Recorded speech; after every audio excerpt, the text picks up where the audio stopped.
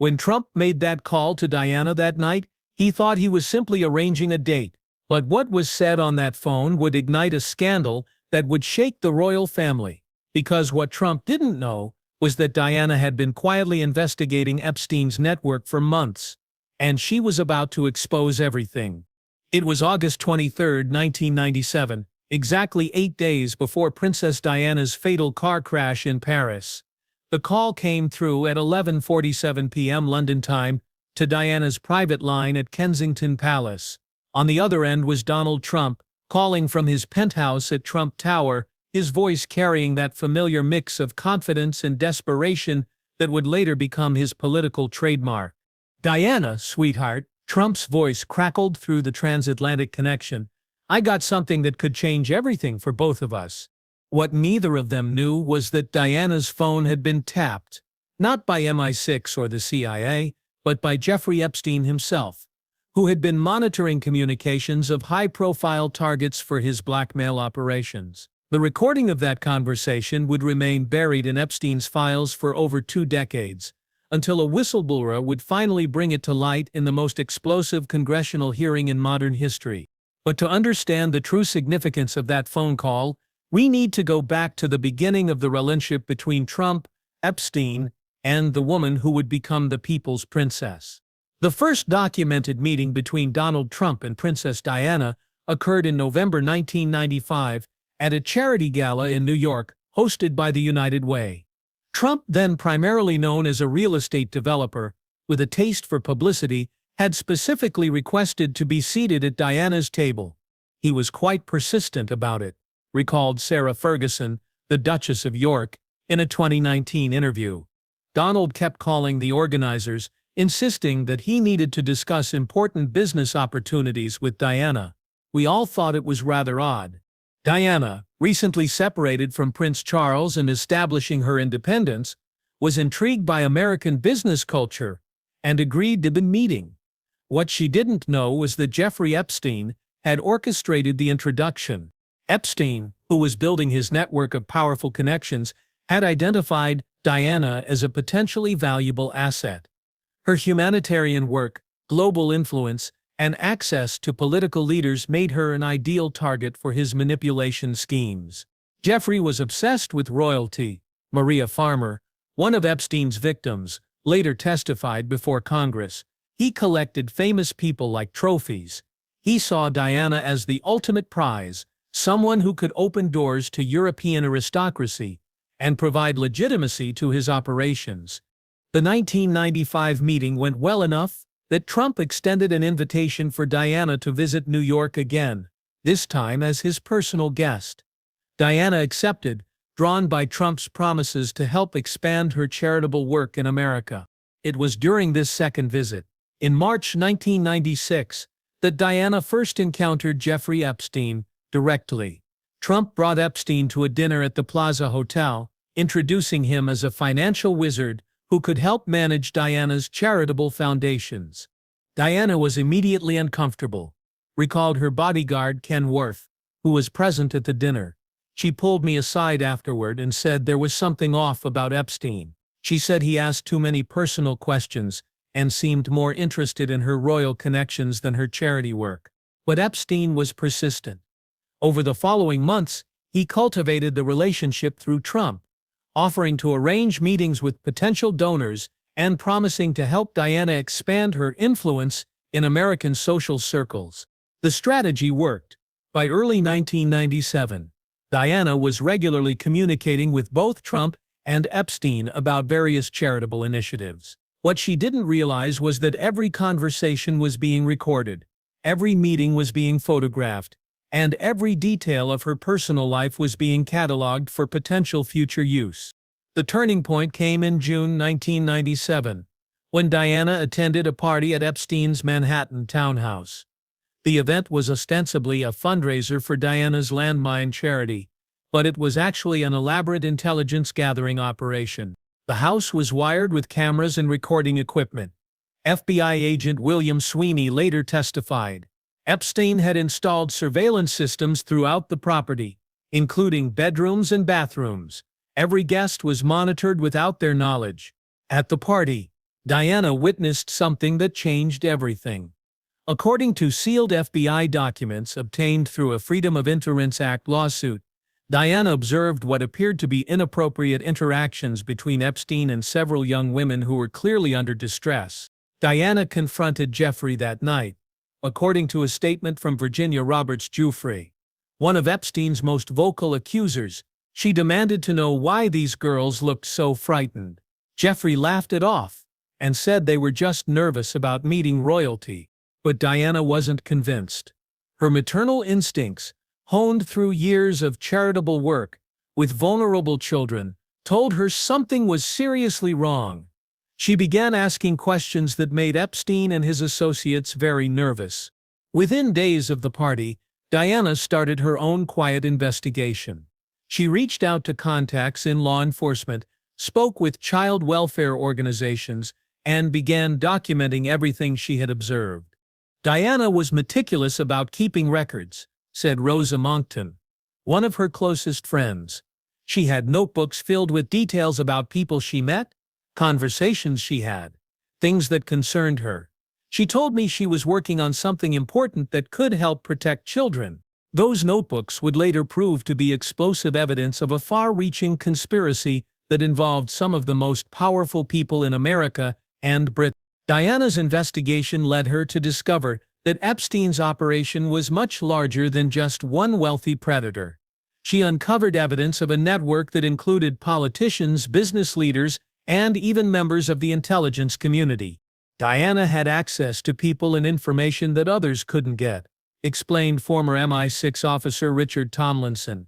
Her royal status meant people trusted her with sensitive information. She was able to piece together connections that trained investigators had missed. By August 1997, Diana had compiled a dossier that implicated dozens of powerful individuals in what she termed a systematic abuse of power and exploitation of children. The dossier included financial records, travel logs, photographs, and detailed witness statements. But Diana's investigation had not gone unnoticed. Epstein and his associates were becoming increasingly concerned about her activities. They began discussing ways to neutralize the threat she posed to their operations.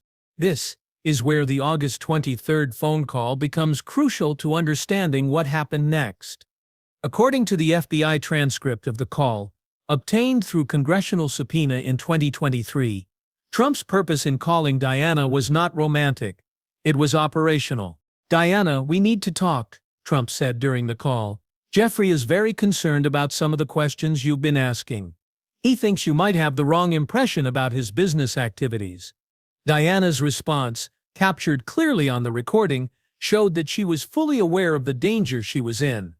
"Donald, I know exactly what Jeffrey's business activities involve," Diana replied. "I've documented everything. The question is whether you're going to help me expose it or whether you're part of it." Trump's answer would haunt him for decades. "Look, Diana, you're in over your head here," Trump said. "These are powerful people with powerful friends. If you keep pushing this, you're going to get hurt. Jeffrey has connections you can't imagine. People in government, people in intelligence, people who can make problems disappear." "Are you threatening me, Donald?" Diana asked. "I'm trying to protect you," Trump replied, "but there are limits to what I can do. You need to drop this investigation and forget what you think you saw." Diana's final words on the recording were prophetic. "I'm not dropping anything, Donald. If something happens to me, everything I've discovered will be made public. I've made sure of that." 8 days later, Diana was dead. The official investigation into Diana's death concluded it was a tragic accident caused by a drunk driver fleeing paparazzi. But Diana's dossier on the Epstein network mysteriously disappeared from her Kensington Palace office sometime between her death and the police search of her belongings. For over 20 years, the connection between Diana's investigation and her death remained hidden. The recording of the Trump phone call was buried in Epstein's files, and most of Diana's notebooks were presumed lost. But in 2019, when federal agents raided Epstein's properties following his arrest, they discovered a treasure trove of blackmail material that included the Diana recordings. The material was so sensitive that it was immediately classified and turned over to congressional intelligence committees. The existence of the recordings remained secret until a whistleblower leaked their existence to investigative journalist Julie Brown of the Miami Herald. Brown's reporting prompted congressional demands to declassify the material and investigate its implications. The breakthrough came when Congressman Jamie Raskin, ranking member of the House Oversight Committee, issued a subpoena for all materials related to Diana's death that were found in Epstein's possession. The American people have a right to know if their future president was involved in covering up crimes against children, Raskin said during a heated committee hearing. If Donald Trump helped silence Princess Diana to protect Jeffrey Epstein's operation, that's not just a legal matter, it's a moral imperative. The subpoena fight went all the way to the Supreme Court, but eventually, the recordings were released under congressional immunity.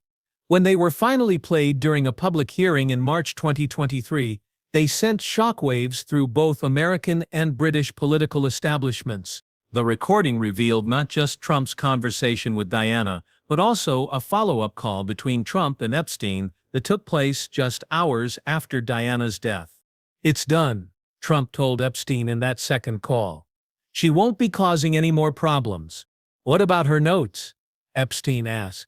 "My people are handling it," Trump replied. "Everything she had is being taken care of." "Good," Epstein said. "This could have destroyed everything we've built." The implications of these recordings were staggering.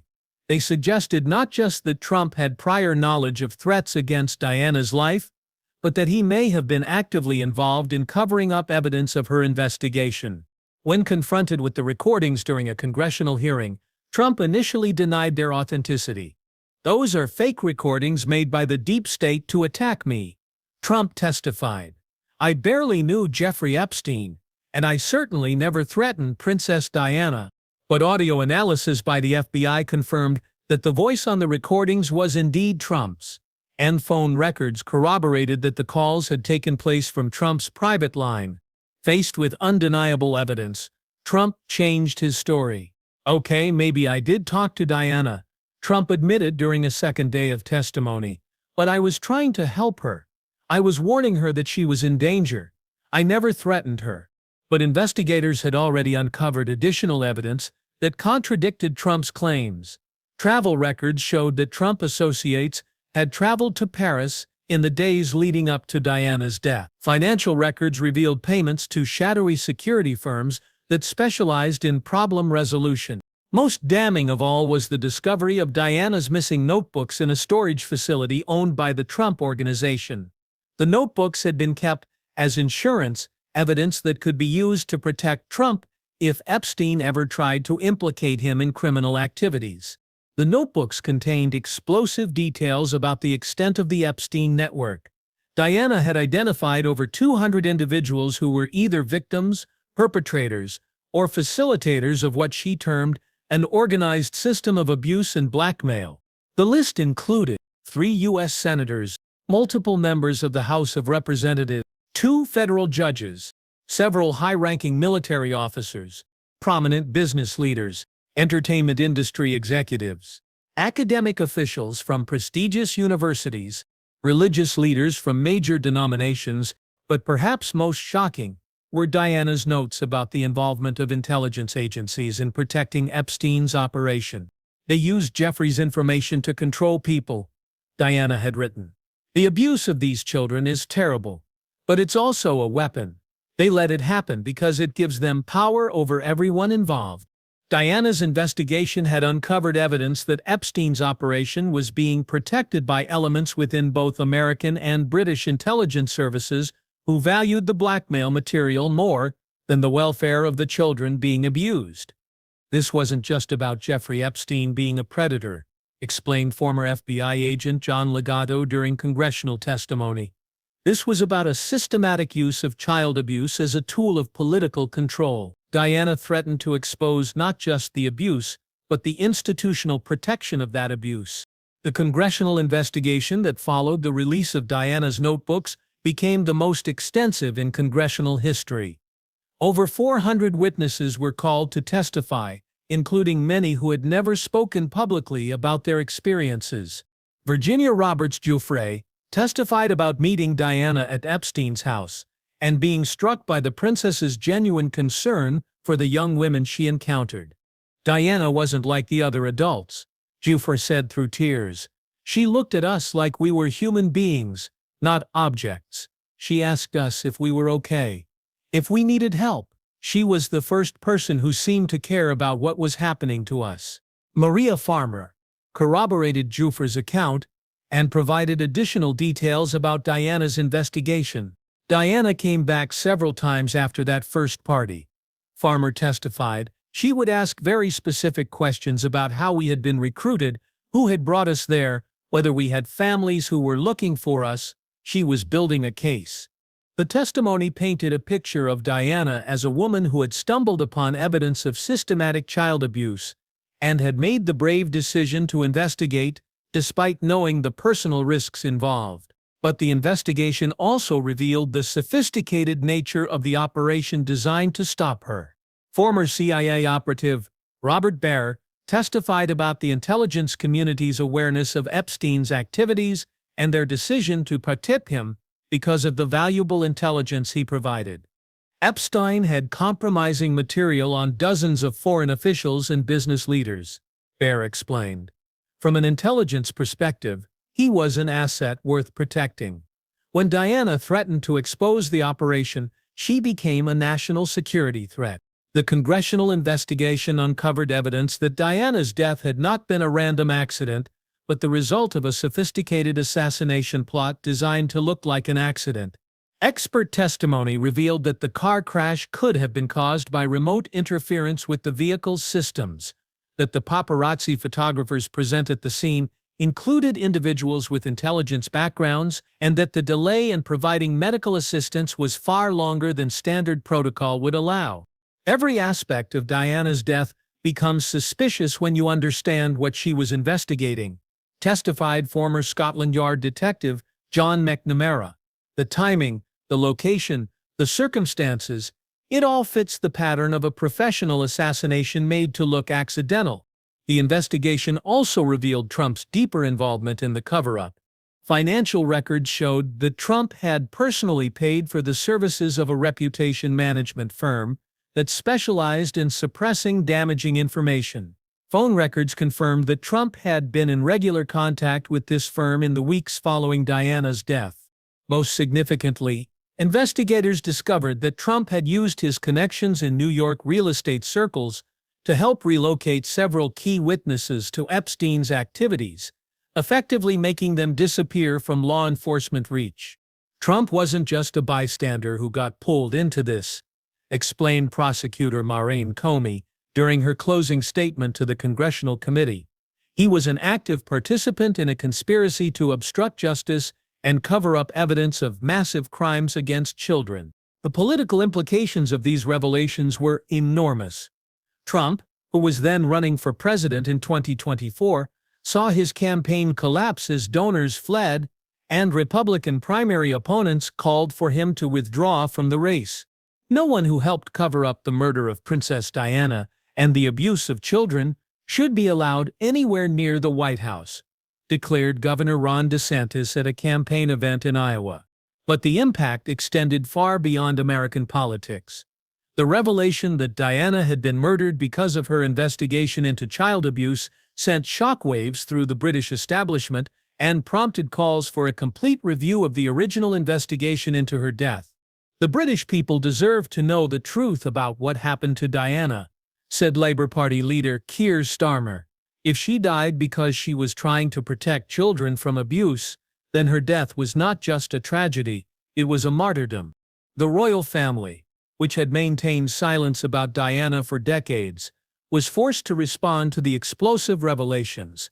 In a rare public statement, King Charles said, "The allegations that have emerged about the circumstances of Diana's death are deeply troubling. If there is evidence that she died because of her humanitarian work, then we owe it to her memory to ensure that the truth is finally revealed." Prince William went further, calling for a complete international investigation into his mother's death and the Epstein network she had been investigating. "My mother devoted her life to helping people who couldn't help themselves," Williams said in a televised address. If she died because of that work, then we must finish what she started. Every child she was trying to protect deserves justice. The international investigation that followed involved law enforcement agencies from 12 countries and resulted in the largest child trafficking prosecution in history. Over 300 individuals were arrested in connection with the Epstein network, including several who had been protected by intelligence agencies for decades. The investigation also led to significant reforms in how intelligence agencies handle assets involved in criminal activities, with new oversight designed to prevent the protection of criminals for intelligence purposes. But perhaps the most significant outcome was the establishment of the Diana Memorial Foundation for Child Protection, funded by assets seized from Epstein's network and dedicated to continuing the work Diana had started. Diana's investigation 25 years ago identified problems that we're still dealing with today, said Foundation Director Sarah Ferguson. But now we have the resources and the mandate to do something about it. The foundation has helped rescue over 2,000 children from trafficking situations and has provided support services to thousands more victims of abuse. For Trump, the revelation spelled the end of his political career. Faced with overwhelming evidence of his involvement in the cover-up, he withdrew from the presidential race and retreated from public life. In a final interview before disappearing from the public eye, Trump was asked whether he regretted his involvement in silencing Diana's investigation. "I was protecting my business interests," Trump said. "I didn't know how far Jeffrey would go. If I had known what was going to happen to Diana, I never would have made that call." But investigators weren't satisfied with Trump's expressions of regret. Federal prosecutors eventually filed charges against Trump for conspiracy to obstruct justice, accessory to murder, and racketeering in connection with the Epstein network. The trial, which lasted 8 months, became a media sensation as prosecutors laid out the full scope of the conspiracy that had cost Diana her life. The jury deliberated for only 6 hours before returning guilty verdicts on all counts. Trump was sentenced to 25 years in federal prison, effectively ending the career of one of America's most controversial political figures. At his sentencing hearing, Trump finally offered what seemed like genuine remorse. "I know I can't bring Diana back," he said.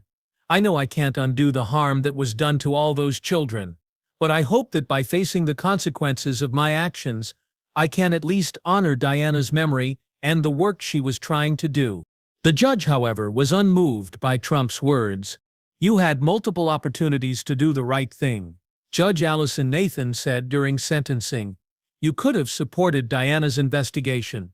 You could have protected those children. Instead, you chose to protect a criminal network that was destroying young lives. Your actions contributed to the death of one of the world's most beloved humanitarian figures and allowed the abuse of children to continue for decades." The case closed a dark chapter in both American and British history, but it also demonstrated the power of truth to eventually overcome even the most sophisticated cover-ups. Diana's notebooks, hidden for over 25 years, had finally achieved what she had hoped for during her lifetime: justice for the children who had been abused and accountability for those who had protected their abusers. Diana always said that sunlight was the best disinfectant, reflected her former private secretary Patrick Jepson at a memorial service marking the completion of the prosecutions. It took 25 years, but the truth finally came to light. The investigation also revealed the crucial role that whistleblowers and investigative journalists had played in bringing the truth to light. Julie Brown, the Miami Herald reporter who had first exposed the extent of Epstein's crimes, was awarded the Pulitzer Prize for her coverage of the case. "Diana started this investigation 25 years ago," Brown said in her acceptance speech. "All I did was finish what she started. The real hero in this story is a princess who risked everything to protect children she had never met." The congressional investigators who had fought to declassify the evidence were also recognized for their courage in taking on powerful interests. This case shows that our democratic institutions can still work when good people are willing to stand up for what's right, said Congressman Raskin.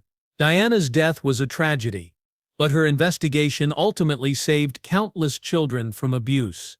The case also had lasting implications for how society deals with powerful predators and the institutions that protect them. New laws were passed requiring intelligence agencies to report evidence of child abuse, regardless of the intelligence value of the perpetrator. Mandatory reporting requirements were expanded to include anyone with knowledge of child trafficking networks. Most importantly, Diana's investigation had shown that ordinary people, even those with extraordinary privilege, could make a difference when they were willing to speak truth to power. Diana could have ignored what she saw at Jeffrey's house, said Virginia Robert Jeffrey at the dedication of the Diana Memorial Foundation headquarters. She could have decided it wasn't her problem. Instead, she chose to fight for children she didn't know because it was the right thing to do. That's the lesson we need to remember, Jeffrey continued. When we see injustice, we can't just look the other way. We have to be willing to fight, even when it's dangerous, even when it costs us personally. The Diana case had also demonstrated the importance of preserving evidence and documentation, even when it seems unlikely that it will ever see the light of day. Diana's notebook saved lives, explained archivist Margaret Thatcher, no relation to the former Prime Minister, who had helped analyze the recovered documents. She couldn't have known that her investigation would remain hidden for 25 years, but she documented everything anyway. That attention to detail ultimately made justice possible. The case prompted a global conversation about how to better protect children from trafficking and abuse, with Diana's investigation serving as a blueprint for identifying and dismantling criminal networks. Diana showed us that these networks rely on secrecy and institutional protection, explained FBI Director Christopher Wray during a speech at the International Conference on Child Protection. When we shine light on their activities and hold their protectors accountable, we can destroy them. The investigation also revealed the power of international cooperation in fighting global crime networks. Jeffrey Epstein's network operated across multiple countries and relied on the inability of law enforcement agencies to coordinate effectively, explained Interpol Director Jürgen Stock. Diana's investigation showed us how these networks operate, and now we know how to fight them. But perhaps the most important legacy of Diana's investigation was the message it sent to potential future victims and witnesses. Diana proved that someone will listen, someone will investigate, and someone will fight for justice, said Courtney Wild, one of Epstein's victims who had testified during the congressional hearings. It might take time, it might take years, but the truth will eventually come out. The establishment of victim support networks and witness protection programs had made it safer for people to come forward with information about abuse and trafficking. We learned from Diana's case that protecting witnesses is just as important as gathering evidence, explained Deputy Attorney General Lisa Monaco. People are more willing to speak out when they know they'll be protected and believed. The case had also shown the importance of political courage in pursuing justice, even when it meant taking on powerful interests. The congressmen and prosecutors who pursued this case knew they were risking their careers, explained political scientist Dr. Norman Ornstein. But they did it anyway because they believed justice was more important than political convenience. The Trump prosecution had sent a clear message that no one was above the law, regardless of their wealth, power, or political connections. The fact that a former president could be prosecuted and convicted for these crimes shows that our justice system can still work, said legal scholar Lawrence Tribe. It proves that accountability is still possible, even for the most powerful people in our society. As the 26th anniversary of Diana's death approached, the world reflected on how different things might have been if her investigation had been allowed to proceed. We'll never know how many children could have been saved if Diana's investigation hadn't been silenced, said child protection advocate Mark Kloss. But we do know that her work, even though it was interrupted, ultimately led to justice for thousands of victims. The Diana case had become a powerful reminder that individual courage could change the world, even in the face of overwhelming opposition. Diana was just one person, but she was willing to fight for what was right, reflected her son Prince Harry during a speech at the Diana Memorial Foundation. That's all any of us can do, stand up for what's right, and never give up on justice. The investigation had also shown that truth has a way of emerging, even when powerful forces try to suppress it. Diana's story proves that you can't kill the truth, said investigative journalist Ronan Farrow.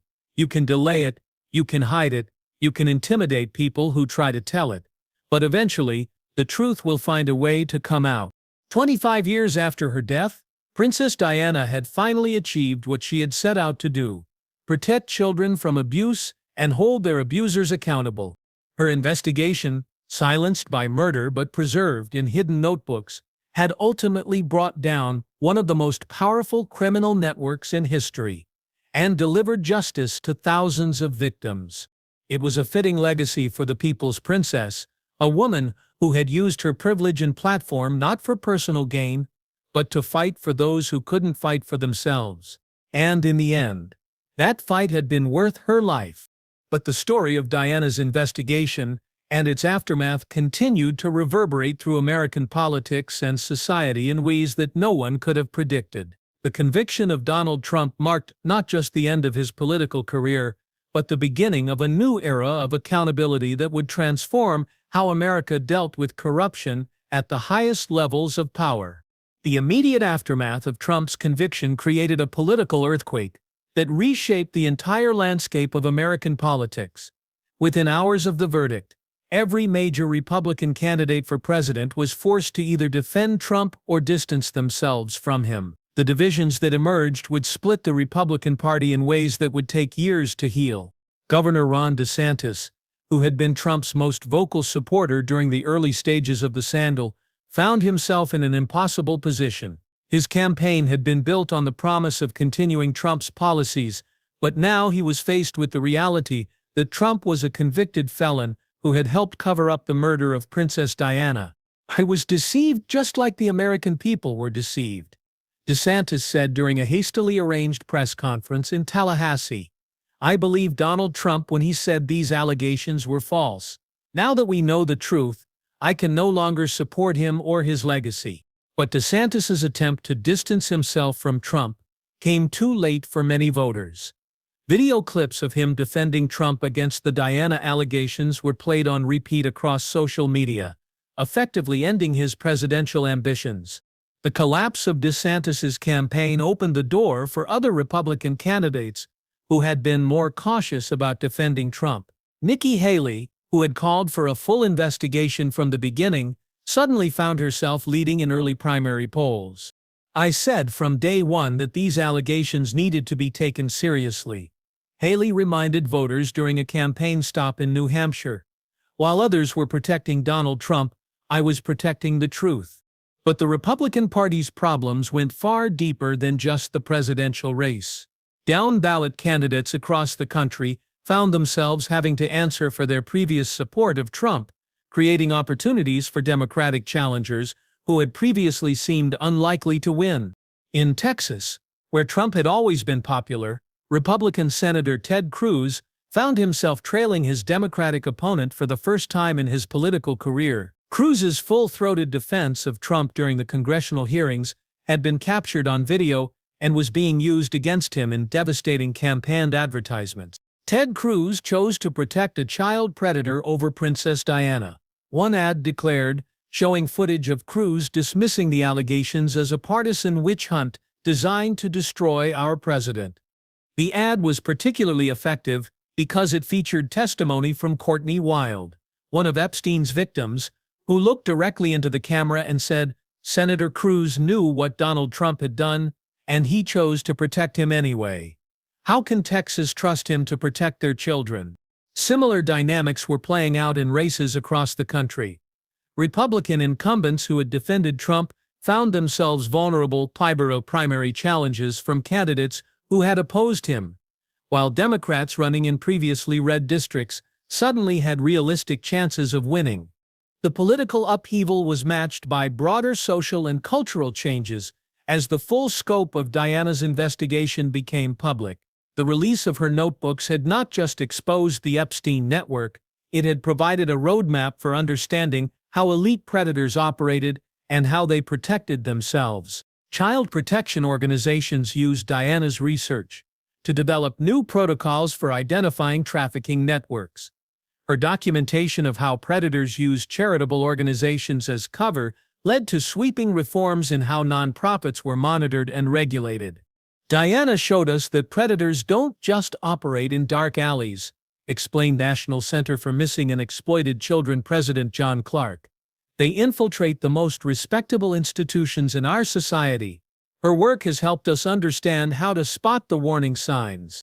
The entertainment industry, which had been heavily represented in Diana's notebooks, underwent its own reckoning. Several major studios and talent agencies were forced to implement new safeguarding policies after Diana's research revealed how young performers had been systematically exploited. Diana documented patterns of abuse that we had been willfully blind to, admitted Academy of Motion Picture Arts and Sciences President Janet Yang. Her investigation has forced us to confront uncomfortable truths about how our industry has failed to protect its most vulnerable members. The technology sector also faced scrutiny, as Diana's notebooks revealed how social media platforms and communication apps had been used to facilitate trafficking networks. New regulations required tech companies to implement stronger protections against the exploitation of minors.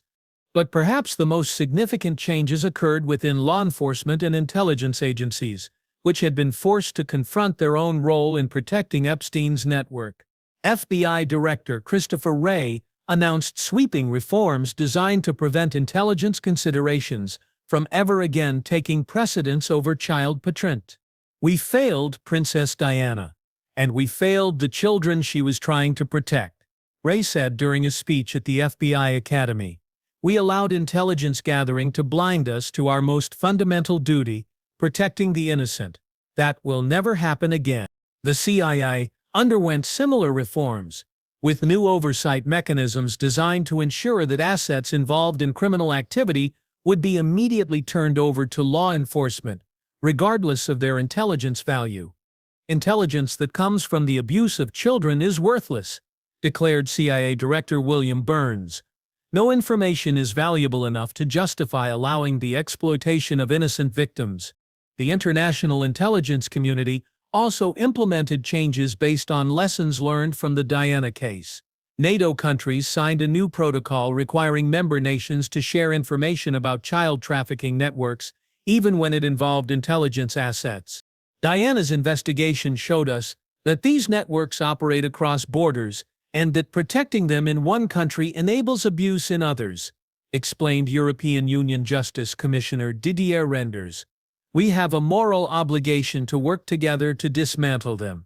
The British government, which had initially resisted calls for a new investigation into Diana's death, was forced to act as public pressure mounted. Prime Minister Rishi Sunak announced the establishment of an independent commission to examine all aspects of Diana's death and the subsequent cover-up. The British people deserve to know the full truth about what happened to Princess Diana, Sunak said during a statement to Parliament. If she was murdered because she was trying to protect children, then we owe it to her memory to ensure that the truth is finally revealed. The commission, led by retired High Court Judge Sir Brian Levison, was given unprecedented powers to compel testimony and access classified documents. Its investigation would eventually lead to criminal charges against several British officials who had helped suppress evidence of Diana's investigation. The most shocking revelation came when the commission discovered that MI6 had been aware of threats against Diana's life, but had chosen not to act because they feared that protecting her would compromise intelligence operations related to the Epstein network. MI6 knew that Diana was in danger, but they calculated that maintaining their intelligence assets was more important than protecting her life. Sir Brian revealed during a public hearing, this represents a fundamental failure of the service's duty to protect British citizens. The revelations led to the resignation of several senior MI6 officials and a complete overhaul of the service's policies regarding the protection of British citizens who might be threatened by intelligence assets. King Charles, who had remained largely silent about Diana's death for over 25 years, was forced to breast the findings of the commission. In a rare televised address, he offered a formal apology to the British people and to Diana's memory. I failed as a husband, and our institutions failed as protectors of the innocent, Charles said, his voice heavy with emotion. Diana's courage in investigating these crimes should have been supported, not silenced. I will spend the rest of my reign working to ensure that such failures never happen again. The king's address was followed by the announcement of sweeping reforms to royal protection services and new protocols for handling threats against members of the royal family who were engaged in humanitarian work. But the most powerful response came from Diana's sons, William and Harry, who had largely avoided discussing their mother's death in public. In a joint statement, they announced the establishment of a new foundation dedicated to continuing Diana's work. Our mother died trying to protect children she had never met, the statement read. We will not let her sacrifice be in vain. The Diana Legacy Foundation will ensure that her investigation leads to lasting change that protects vulnerable children around the world. The foundation, funded by assets seized from the Epstein network and donations from around the world, quickly became one of the most effective child protection organizations in history. Within its first year, it had helped rescue over 500 children from trafficking situations and had provided support services to thousands more victims. Diana's investigation gave us a blueprint for understanding how these networks operate, explained Foundation Director Tessie Oakeshow. We're using her research to identify and dismantle similar operations around the world. The Foundation's work was particularly effective because it combined Diana's investigative methods with modern technology and international cooperation.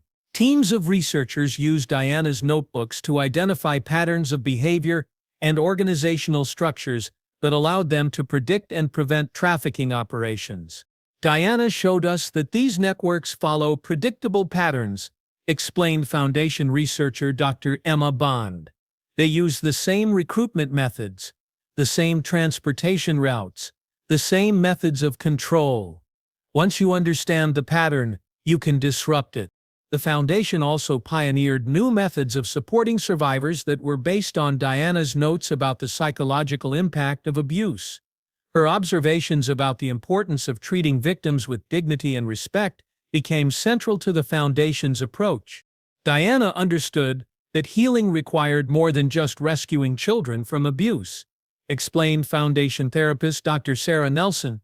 She recognized that survivors needed to be treated as whole human beings, not just as victims. That understanding has shaped everything we do. The success of the Diana Legacy Foundation inspired similar organizations around the world. Governments, NGOs, and private donors began funding new initiatives based on Diana's research and methods. In the United States, Congress passed the Diana Protection Act, which provided federal funding for local organizations working to combat child trafficking. The legislation also established new federal crimes related to the institutional protection of trafficking networks. Diana's investigation showed us that trafficking isn't just about individual predators, explained the bill's sponsor, Congressman Jamie Raskin. It's about entire systems that enable and protect abuse. This legislation gives law enforcement the tools they need to dismantle those systems. The European Union passed similar legislation, creating a new European Child Protection Agency with the mandate to coordinate anti-trafficking efforts across member nations. The agency's headquarters was established in London and named the Diana Center for Child Protection. Diana's work transcended national boundaries, and so must our response, explained EU Commissioner for Home Affairs Ylva Johansson during the agency's opening ceremony. This center will ensure that her investigation leads to concrete action that protects children across Europe. The international response was matched by changes within civil society organizations. Many charities and NGOs implemented new safeguarding policies based on lessons learned from Diana's investigation. Diana showed us that predators specifically target humanitarian organizations because they provide access to vulnerable populations, explained Oxfam CEO Dhananjayan Suriskandarajah. We've completely overhauled our safeguarding procedures to ensure that our work protects rather than endangers the people we serve. Religious organizations also underwent significant reforms after Diana's notebooks revealed how predators had used faith-based charities to access victims. The Catholic Church, Protestant denominations, and other religious groups implemented new policies requiring background checks and training for anyone working with children. Diana's investigation forced us to confront uncomfortable truths about how our institutions had been exploited, said Archbishop of Canterbury Justin Welby. We have a moral obligation to ensure that our churches are safe spaces for all children. The academic world faced similar scrutiny as Diana's research revealed how universities and schools had been used as recruitment grounds for trafficking networks. New policies required educational institutions to implement comprehensive safeguarding programs and to report suspected trafficking to law enforcement. Diana documented how predators used educational opportunities as bait to lure vulnerable young people, explained Harvard University President Claudine Gay. We've implemented new policies to ensure that our commitment to educational access doesn't inadvertently create opportunities for exploitation. The business community also responded to Diana's revelations by implementing new corporate social responsibility policies focused on child protection. Many companies established programs to monitor their supply chains for signs of child labor and trafficking. Diana's investigation showed us that businesses have a responsibility to ensure that their operations don't contribute to the exploitation of children, explained Business Roundtable CEO Joshua Bolton. Corporate social responsibility must include active efforts to combat trafficking and abuse. The media industry, which had faced criticism for its role in hounding Diana during her lifetime, underwent its own period of reflection and reform. News organizations established new ethics guidelines for reporting on child trafficking cases and implemented policies to protect the privacy of survivors. We failed Diana in life by treating her as entertainment rather than as a human being doing important work, admitted CNN President Chris Licht. We have a responsibility to ensure that our coverage of trafficking cases serves the public interest rather than our own commercial interests.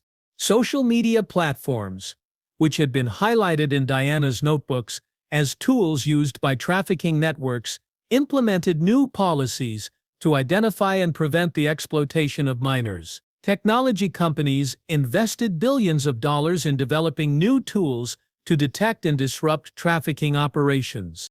Diana's research showed us that technology can be either a tool for exploitation or a weapon against it, explained Meta CEO Mark Zuckerberg. We're committed to ensuring that our platforms are part of the solution, not part of the problem. The changes weren't limited to institutions. Individual citizens around the world were inspired by Diana's example to take action against trafficking and abuse in their own communities. Neighborhood watch groups began training sessions on how to identify signs of trafficking. Teachers and healthcare workers received new training on recognizing victims of abuse. Parents learned how to protect their children from online predators. Diana showed us that protecting children is everyone's responsibility, explained National Center for Missing and Exploited Children trainer Maria Rodriguez. You don't have to be a princess or a police officer to make a difference. Every person who speaks up for a vulnerable child is continuing Diana's work.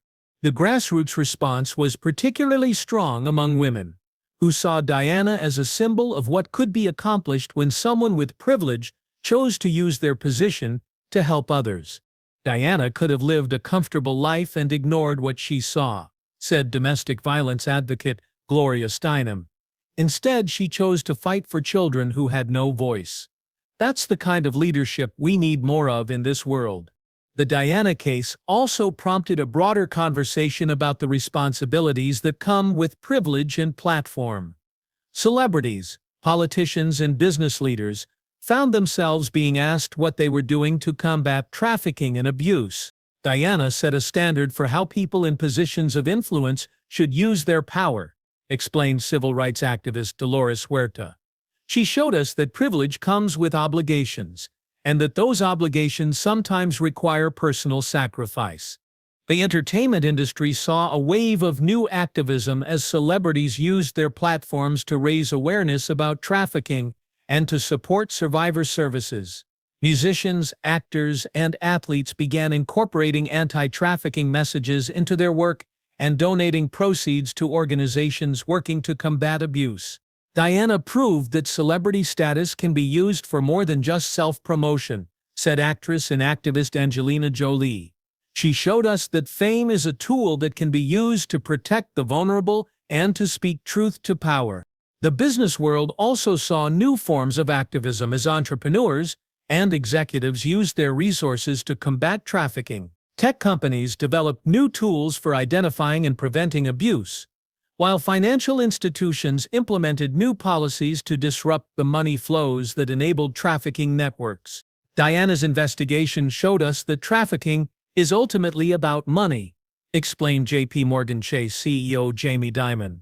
Financial institutions have a unique ability to disrupt these networks by monitoring and reporting suspicious transactions.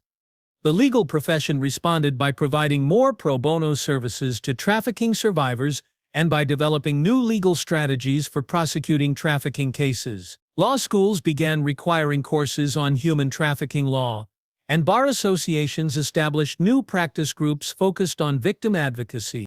Diana's case showed us that the legal system had failed to protect victims of trafficking, explained American Bar Association President Deborah Inix Ross. We have a professional obligation to ensure that survivors have access to justice and that perpetrators are held accountable. Medical professionals also played a crucial role in the response to Diana's revelations. Healthcare providers received new training on identifying and treating trafficking victims, while medical schools incorporated human trafficking awareness into their curricula. Diana's notes showed us that healthcare providers are often the first point of contact for trafficking victims, explained American Medical Association President Dr. Gerald Harmon. We have a responsibility to recognize the signs of abuse and to provide appropriate care and support. The psychological impact of Diana's case extended far beyond the immediate policy changes and institutional reforms. For many people around the world, her story served as a powerful reminder that individual actions could make a difference in fighting injustice. Diana's investigation proved that one person with courage and determination could change the world, said motivational speaker Tony Robbins. Her story inspires people to speak up when they see wrongdoing, even when it's dangerous to do so. The Diana case also prompted new research into the psychology of whistleblowing and the factors that enable people to speak truth to power. Psychologists and sociologists studied Diana's decision-making process to understand what motivated her to continue her investigation despite the obvious risks. Diana's case provides a perfect example of moral courage in action, explained Stanford psychologist Dr. Philip Zimbardo. She saw injustice.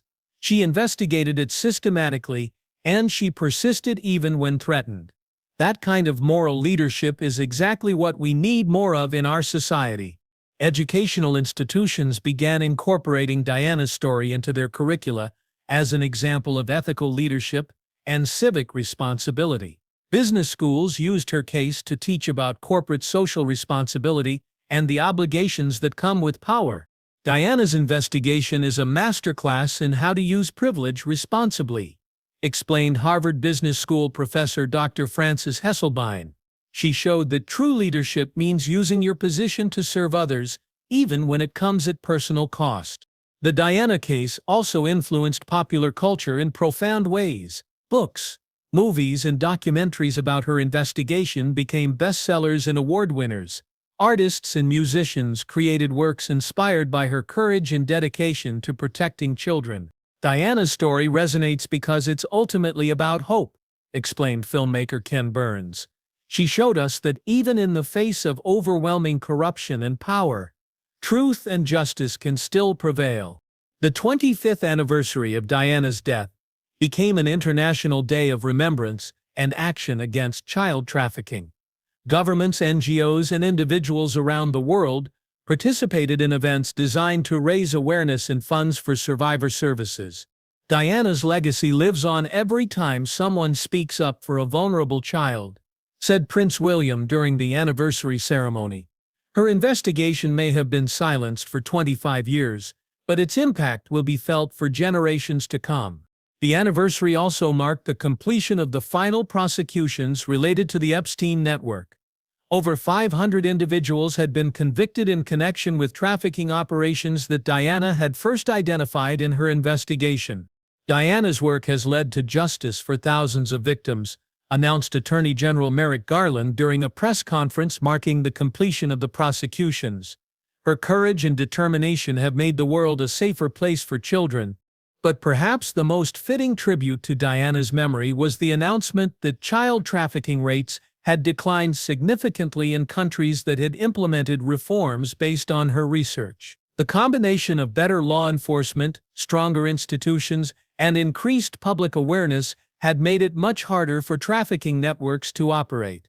Diana's investigation didn't just expose past crimes, explained UN Special Rapporteur on Trafficking in Persons, Shilfan Mulali.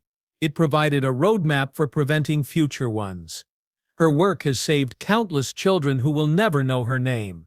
As the world reflected on the impact of Diana's investigation and its aftermath, one thing became clear. Her decision to speak truth to power had created ripple effects that would continue to protect vulnerable children for generations to come. The People's Princess had achieved something that few people in history ever manage. She had used her privilege not just to help individuals, but to change entire systems of power and protection. And in the end, that was perhaps the most fitting legacy for a woman who had always insisted that, with great privilege, came great responsibility to serve others. Diana's investigation had proven that even the most powerful criminal networks could be brought down when someone with courage was willing to shine a light on their activities. Her story would continue to inspire future generations of activists, investigators, and ordinary citizens who refused to look the other way when confronted with injustice. 25 years after her death, Princess Diana had finally achieved what she had set out to do. She had protected the children, exposed the truth, and held the powerful accountable. And her work would continue long after everyone involved in covering up her investigation had been brought to justice.